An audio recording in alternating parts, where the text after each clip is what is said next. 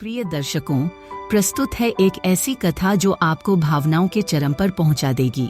यह केवल कथा नहीं, बल्कि भक्ति, त्याग और करुणा की पराकाष्ठा है। कृपया हमारे चैनल टेक्नो मिरर को अभी सब्सक्राइब करें और इस अद्भुत यात्रा का हिस्सा बनें। अगर आपकी आंखें नम हो जाएं या हृदय गुंजित हो उठे, तो समझिए आप इस कथा के सच्चे सहभागी बन चुके हैं। बहुत प्राचीन समय की बात है, जब त्रेतायुग अपने यौवन में था और पृथ्वी पर धर्म का साम्राज्य धीरे धीरे विकृतियों की ओर झुकने लगा था। ऐसे समय में एक राजा राज्य करता था।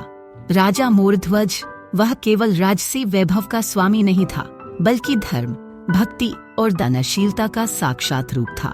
उसका राज्य चारों दिशाओं में फैला था, लेकिन उसके हृदय में केवल ईश्वर का स्थान था। राजा मोरध्वज प्रतिदिन प्रातःकाल उठकर तप करता, गरीबों को दान देता और साधुओं, ब्राह्मणों, अतिथियों का आदर करता। उसकी रानी भी उतनी ही धर्मपरायण और सहृदय थी, और उसका पुत्र ताम्रध्वज युवा, तेजस्वी और पितृभक्ति में अनुपम था। पूरा परिवार भगवान श्री कृष्ण की भक्ति में लीन था। उसी समय स्वर्ग में एक दिन अर्जुन ने श्री कृष्ण से पूछा, हे माधव, पृथ्वी पर सबसे बड़ा भक्त कौन है? क्या कोई मुझसे अधिक श्रद्धा रखता है आप में? श्री कृष्ण मुस्कुराए और बोले, हाँ पार्थ, राजा मोरध्वज की भक्ति तुमसे भी महान है। अर्जुन को यह सुनकर आश्चर्य हुआ। उसने कहा, यदि ऐसा है तो मैं स्वयं देखना चाहता हूँ कि ऐसा कौन सा मनुष्य है जो मुझसे बढ़कर आपका उपासक हो सकता है। श्री कृष्ण ने उसकी परीक्षा की भावना को समझते हुए कहा, तो चलो पार्थ, हम चलते हैं, लेकिन इस रूप में नहीं। मैं एक रोगग्रस्त राक्षस का रूप लूंगा और तुम एक ब्राह्मण का।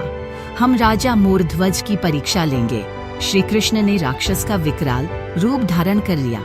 उसका शरीर काला, आंखें लाल, मुख से विकराल जिह्वा निकली हुई और स्वर भारी तथा भयावह। अर्जुन ने अपने दिव्य रूप को त्याग कर एक वृद्ध ब्राह्मण का वेश धारण किया।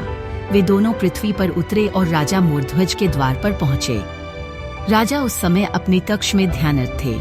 द्वारपालों ने उन्हें सूचना दी कि एक ब्राह्मण और एक भयावह राक्षस दरबार में उपस्थित होना चाहते हैं। राजा ने उन्हें सम्मान पूर्वक अंदर बुलवाया।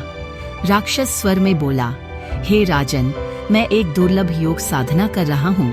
मेरे शरीर में एक भयंकर रोग लग गया है, जिसे केवल एक उपाय से मिटाया जा सकता है।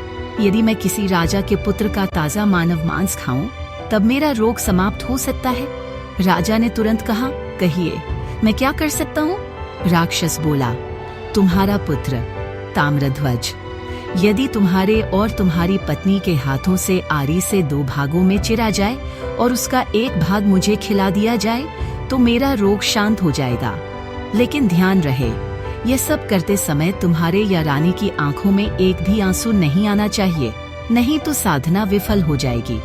सारा दरबार स्तब्ध हो गया, लेकिन राजा की आंखों में शांति थी। रानी की सांसें थोड़ी तेज हो गईं, लेकिन उन्होंने अपने मन को स्थिर किया। उन्होंने अपने पुत्र ताम्रध्वज को बुलवाया।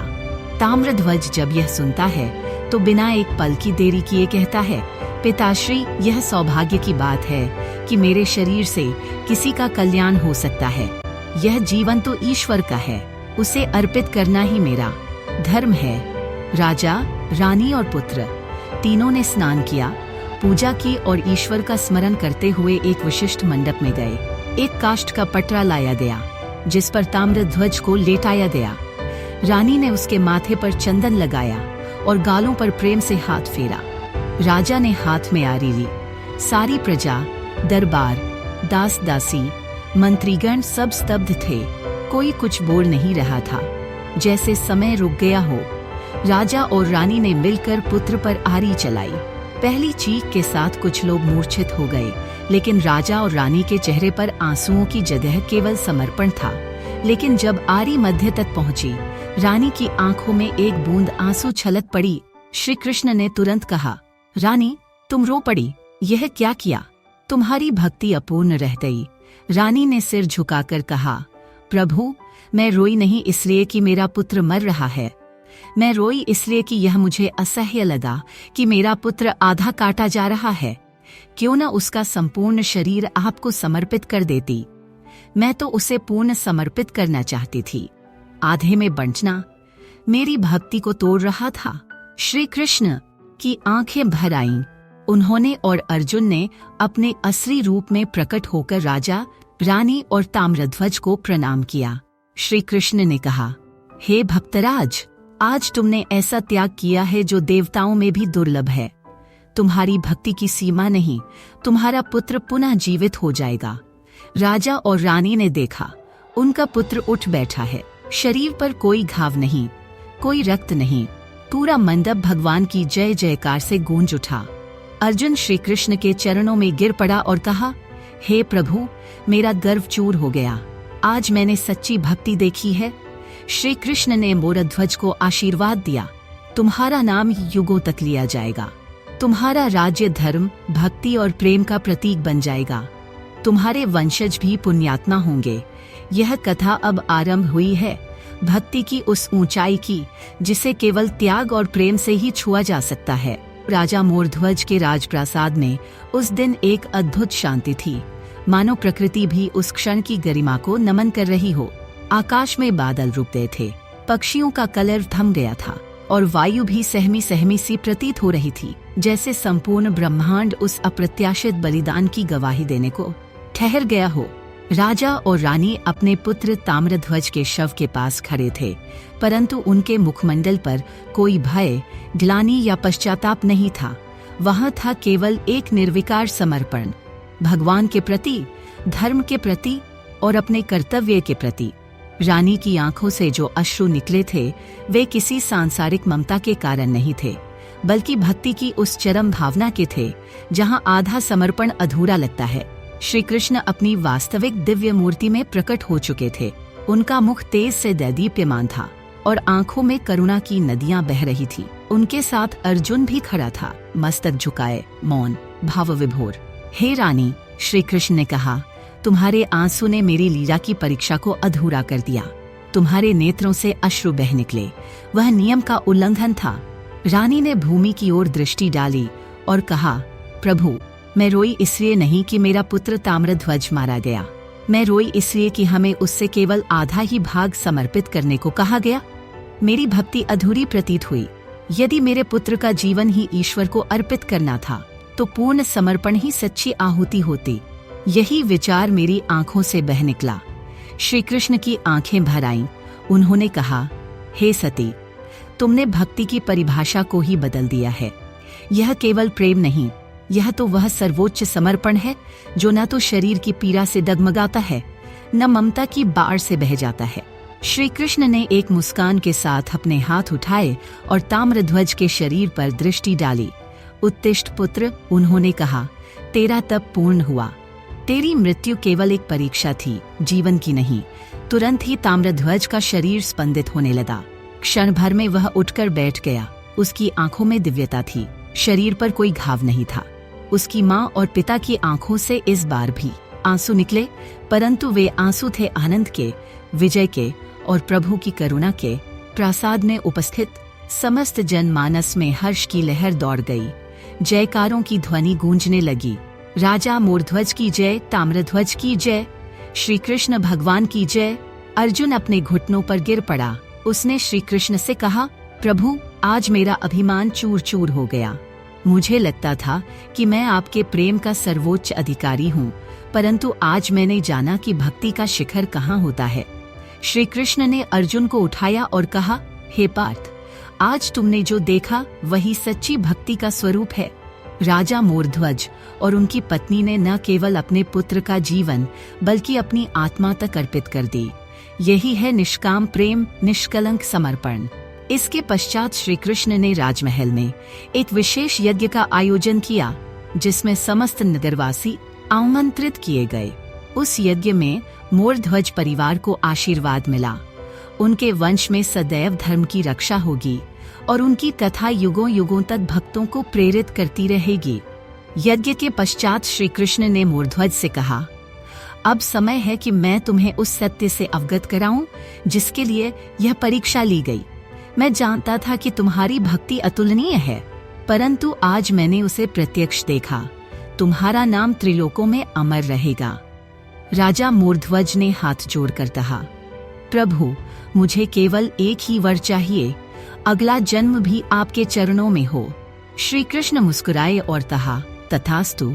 उस दिन से राजा मोरध्वज की कथा जन जन में गूंजने लगी। लोग अपने बच्चों को उसकी मिसाल देकर त्याग और भक्ति का अर्थ समझाने लगे। समय बीतता गया, परंतु वह दिन और वह बलिदान इतिहास में स्वर्णाक्षरों में अंकित हो गया। मोरध्वज के महल में उस रात एक गहन नीरवता थी।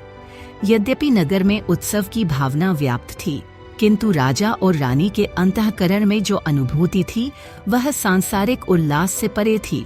उन्होंने जो अनुभव किया था वह एक सामान्य मानव की समझ से परे था। वह था आत्मा का पूर्ण समर्पण और ईश्वर के प्रति अडिग श्रद्धा। राजा मोरध्वज ने अपने निजी सभा कक्ष में अर्जुन और श्री कृष्ण का आतिथ्य किया। दीपों की मध्यम ज्योति, पुष्पों की सुगंध और मंत्रों की शांत ध्वनि उस कक्ष को जैसे एक तीर्थ बना रही थी। अर्जुन अब भी उस घटना के प्रभाव में थे। वे अपलक दृष्टि से मोरध्वज और उनकी पत्नी को निहार रहे थे। श्री कृष्ण ने मुस्कुराते हुए कहा, पार्थ, यह समय है तुम्हारे प्रश्नों के उत्तर देने का। जो तुमने देखा वह केवल कथा नहीं थी, वह एक जीवंत अनुभव था, भक्ति का। अर्जुन ने विनम्र स्वर में पूछा, प्रभु, क्या वास्तव में किसी मानव में इतनी शक्ति हो सकती है कि वह अपने पुत्र को, जिसे उसने जन्म दिया, अपनी आंखों के सामने आरी से चिरवा सके, बिना किसी कंपन, बिना किसी अश्रु के? राजा मोरध्वज ने शांत स्वर में कहा, हे धनंजय, जब कोई व्यक्ति यह जान जाता है कि उसका प्रत्येक संबंध, उसकी हर वस्तु, उसका प्रत्येक कर्तव्य केवल और केवल ईश्वर की देन है, तब वह मोह और ममता की सीमाओं को पार कर जाता है। तब उसका प्रत्येक कार्य, चाहे वह कितना ही कठोर क्यों न प्रतीत हो, केवल एक यज्ञ बन जाता है, ईश्वर के चरणों में समर्पित। रानी ने जोड़ा, जब मैंने देखा कि मेरे पुत्र का केवल एक भाग समर्पित हो रहा है, तभी मेरी आंखों में अश्रु आए। वह अधूरापन मेरे भक्ति भाव को चोट पहुंचा गया। मेरी आत्मा पुकार उठी कि यदि समर्पण करना है तो पूर्ण करना होगा, तभी उसका अर्थ है। अर्जुन ने सिर झुकाया। उनका हृदय उस क्षण स्वयं में एक गहन परिवर्तन महसूस कर रहा था।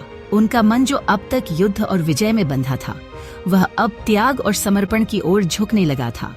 वह अब त्याग और समर्पण की ओर झुकने लगा था। श्री कृष्ण ने कहा, यह कथा केवल परीक्षा की नहीं थी, यह उस अटल निष्ठा की थी जो आत्मा को परमात्मा से जोड़ देती है। इसीलिए हे पार्थ, तुम्हारा अहं इस अग्नि में भस्म हुआ और भक्ति का नव बीज अंकुरित हुआ। ताम्रध्वज, जो अब स्वस्थ और दिव्य तेज से दीप्त था, हाथ जोड़कर बोला, मैं तो केवल निमित्त मात्र था, मुझे यह अवसर मिला। यही मेरे लिए सौभाग्य है कि मैं अपने प्राणों से पिता माता की भक्ति को पूर्ण कर सका। प्रभु श्री कृष्ण ने तब नगरवासियों को आमंत्रित कर एक विशाल सभा का आयोजन कराया। वहां उन्होंने राजा मोरध्वज की कथा का वर्णन स्वयं के मुख से किया।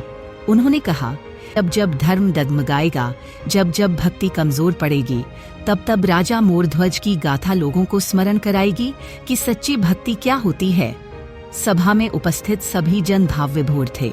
वृद्धजन अपनी आंखें पोंछ रहे थे। युवा वर्ग श्रद्धा से झुक गया था। स्त्रियां भाव विभोर होकर अपने बच्चों को अपने आंचल में समेटे आशीर्वाद दे रही थीं। श्री कृष्ण ने तब एक और चमत्कार किया। उन्होंने मोरध्वज और रानी को आशीर्वाद दिया कि उनके वंशज युगों तक धर्म की सेवा करते रहेंगे, और ताम्रध्वज को यह वरदान दिया कि वह केवल एक पुत्र नहीं, बल्कि अपने कुल का प्रकाश स्तंभ बनेगा। उस रात प्रभु श्री कृष्ण और अर्जुन वहां विश्राम हेतु रुके। उस विश्राम में भी अनेक गूढ़ चर्चाएं हुईं, जहां अर्जुन ने भी अनेक जीवन का वास्तविक अर्थ जाना। उन्होंने श्री कृष्ण से कहा, हे केशव, मैं अब युद्ध नहीं, भक्ति की ओर बढ़ना चाहता हूँ। यदि मेरा धनुष भी इस मार्ग में बाधा बने तो मैं उसे भी त्याग दूं। श्री कृष्ण ने मुस्कुराकर कहा, हे पार्थ, युद्ध भी तब तक धर्म है जब तक वह अहंकार से रहित है, और भक्ति भी तब तक अर्थवान है जब तक उसमें मोह का अंश न हो। मोरध्वज तुम्हें यही सिखाने के लिए मेरे निमित्त बने। भोर होने पर श्री कृष्ण ने विदा ली। जाते जाते उन्होंने मोरध्वज को गले लगाया और कहा, तुम्हारी कथा मैं स्वयं नारद को सुनाऊंगा। तुम्हारा नाम अब केवल धरती पर नहीं, स्वर्गलोक में भी गूंजेगा।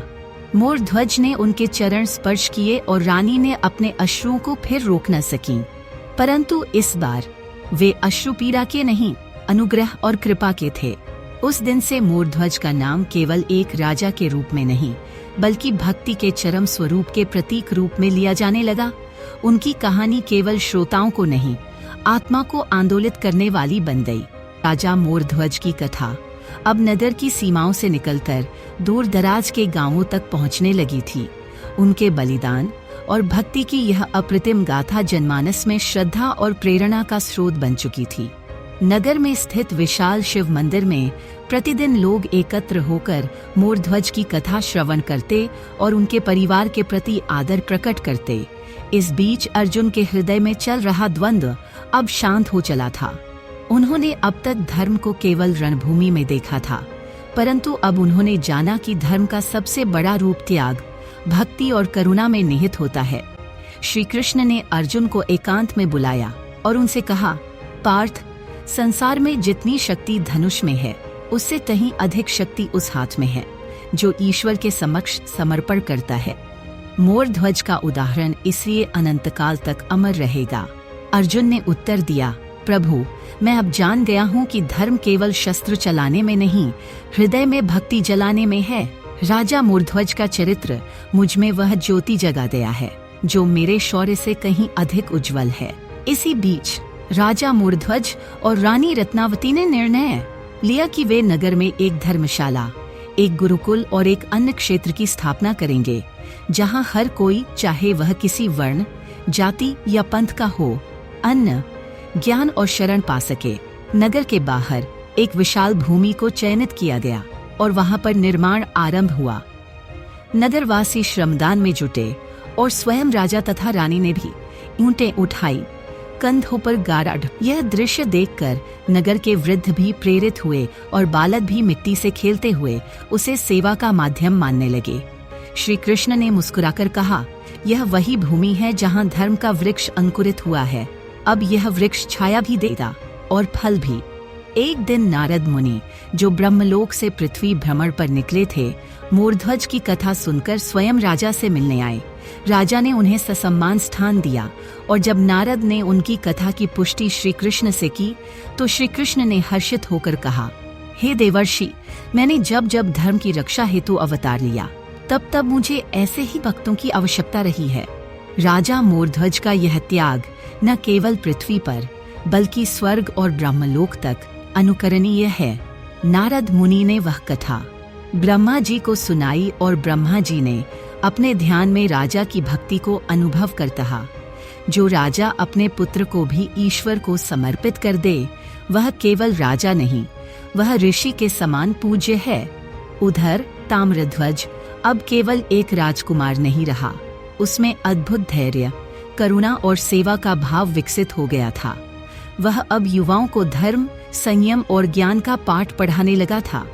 बालकों के लिए वह प्रेरणा, वृद्धों के लिए आशा और नगर के लिए एक आदर्श बन गया। राजा मोरध्वज अब प्रतिदिन प्रातःकाल अपने पुत्र, रानी और नगरवासियों के साथ भगवद गीता के श्लोकों का पाठ करते। वे यह मानते थे कि भक्ति केवल एक भाव नहीं, बल्कि जीवन का चरम पथ है। एक बार उन्होंने सभा में कहा, यदि किसी के पास न धन हो, न बल, न बुद्धि, तो भी वह केवल भक्ति से ईश्वर को पा सकता है, और यदि किसी के पास सब कुछ हो लेकिन भक्ति न हो, तो वह ईश्वर से दूर है। उनकी वाणी सुनकर एक वृद्ध ब्राह्मण भावुक हो उठा और बोला, राजन, आज जीवन में पहली बार मुझे ऐसा राजा मिला है जो केवल शासक नहीं बल्कि साधक है। श्री कृष्ण और अर्जुन जब पुनः द्वारका लौटने लगे, तो उन्होंने राजा से विदा लेते हुए कहा, राजन, तुम्हारी कथा अब केवल लोगों की स्मृति में नहीं बल्कि धर्म के शास्त्रों में भी स्थान पाएगी।